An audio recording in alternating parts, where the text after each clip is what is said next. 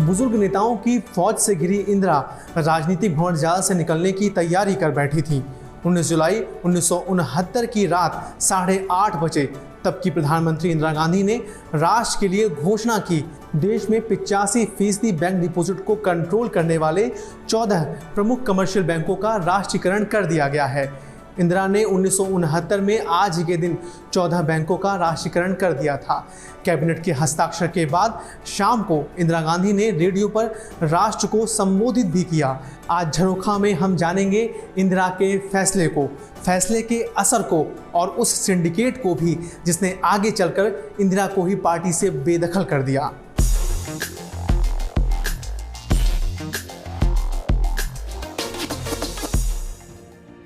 इंदिरा ने जिन बैंकों का राष्ट्रीयकरण किया था, इसकी सूची में Allahabad bank, bank of Baroda, bank of India, central bank of India, Canara bank, Punjab national bank और यूनाइटेड बैंक ऑफ इंडिया शामिल थे।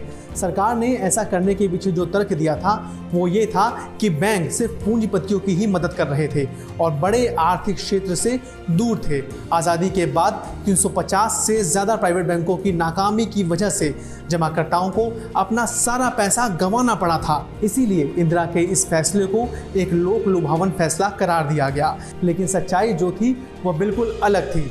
प्रधानमंत्री और उनके विरोधियों के बीच चल रही रस्साकशी के बीच ये फैसला किसी मास्टर स्ट्रोक की तरह था। इस मुद्दे को लेकर चर्चा बहुत दिन से चल रही थी, लेकिन कानूनी चुनौतियों को देखते हुए पीएम के अंदर आगे बढ़ने की हिचकिचाहट थी।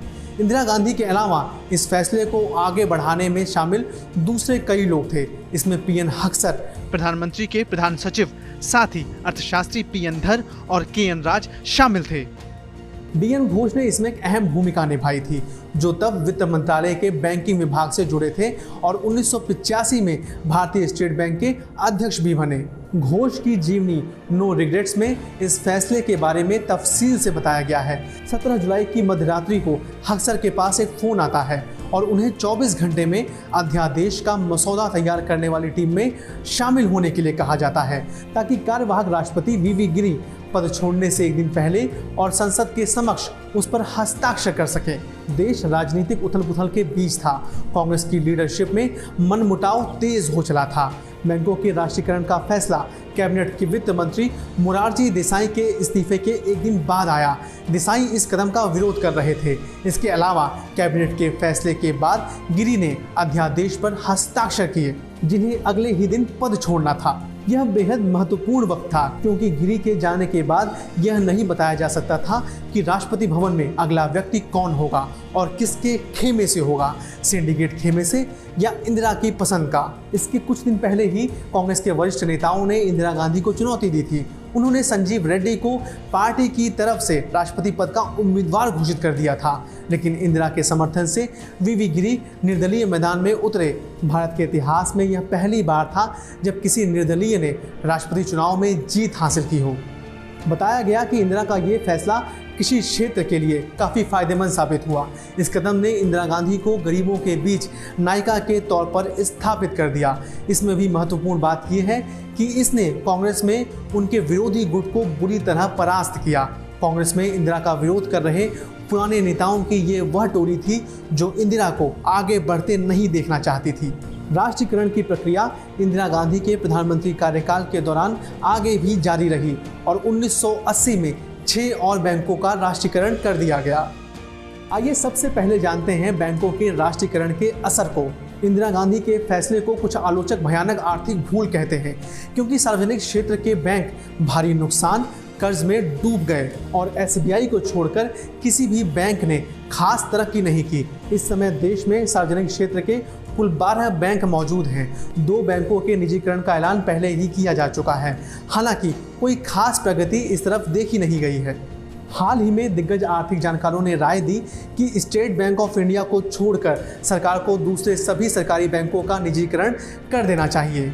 यह रिपोर्ट देश के 2 दिग्गज आर्थिक एक्सपर्ट ने तैयार की। इस पॉलिसी पेपर को प्रधानमंत्री नरेंद्र मोदी के इकोनॉमिक एडवाइजरी काउंसिल की सदस्य पूनम गुप्ता और नीति आयोग के पूर्व वाइस चेयरमैन और कोलंबिया यूनिवर्सिटी के प्रोफेसर अरविंद पनगड़िया ने तैयार किया। बिजनेस स्टैंडर्ड में छपी रिपोर्ट में बताया गया कि इंडियन इकोनॉमिक फ्रेमवर्क और पॉलिटिकल इथॉस के आधार पर सरकार के पास कम से कम एक पब्लिक सेक्टर का बैंक होना ज़रूरी है। ऐसे में एसबीआई को छोड़कर सभी सरकारी बैंकों का निजीकरण कर देना चाहिए। भविष्य में अगर हालात बदलते हैं तो एसबीआई का भी निजीकरण कर देना चाहिए। बैंक निजीकरण के समर्थक तर्क देते हैं कि इस फैसले से ग्रामीण क्षेत्रों में बैंकिंग का प्रसार हुआ, हरित क्रांति में मदद मिली और देश में गरीबी भी कम हुई। इसने बैंक के फाइनेंस पर कुछ उद्योगपतियों की पकड़ को भी खत्म कर दिया। लेकिन अगर आज हम ज़मीनी स्तर पर देखते हैं तो सरकारी बैंक निजी बैंकों से बहुत पीछे दिखाई देते हैं।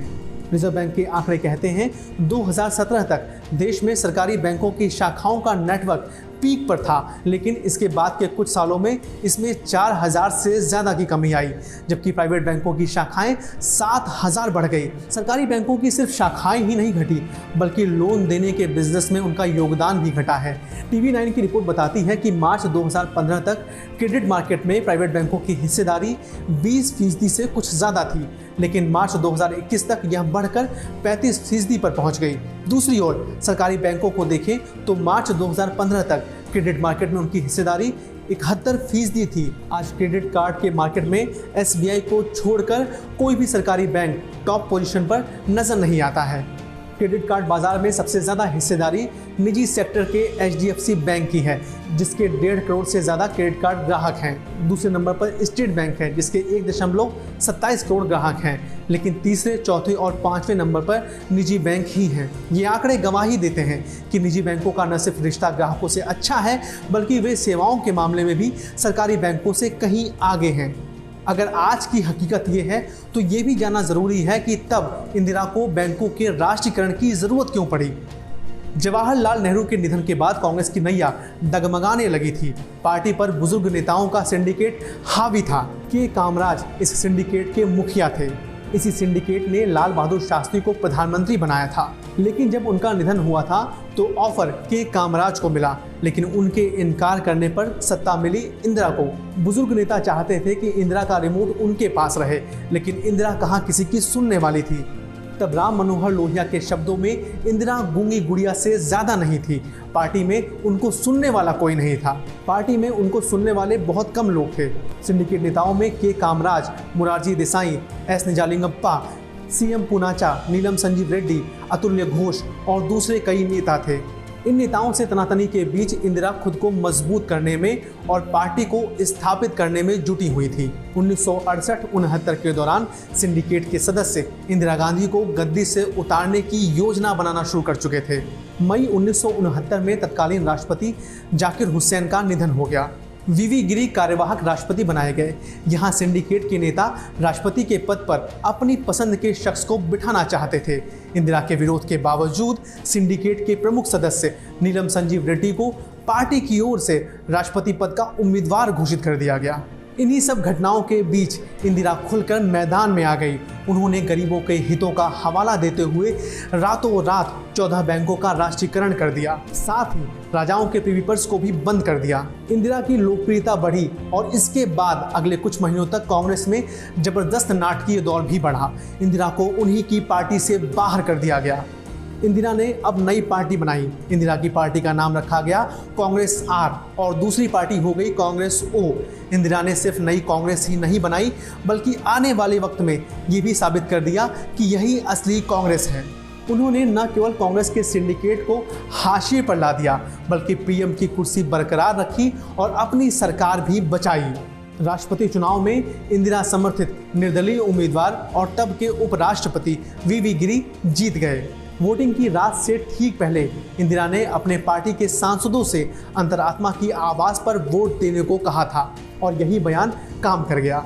कांग्रेस पार्टी और सरकार पर नियंत्रण हासिल करने के बाद इंदिरा ने 1971 में समय से पहले आम चुनाव करवाए और बहुमत के साथ सत्ता में वापसी की। बात अगर के कामराज की हो तो बता दें, वह 1954 से 1963 तक मद्रास स्टेट के मुख्यमंत्री रहे थे। साथ ही 1964 से 1967 तक कांग्रेस के राष्ट्रीय अध्यक्ष भी रहे थे।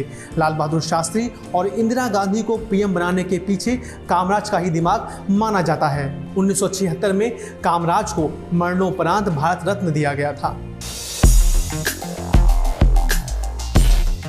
चलते चलते आज की दूसरी घटनाओं पर भी एक नज़र डाल लेते हैं।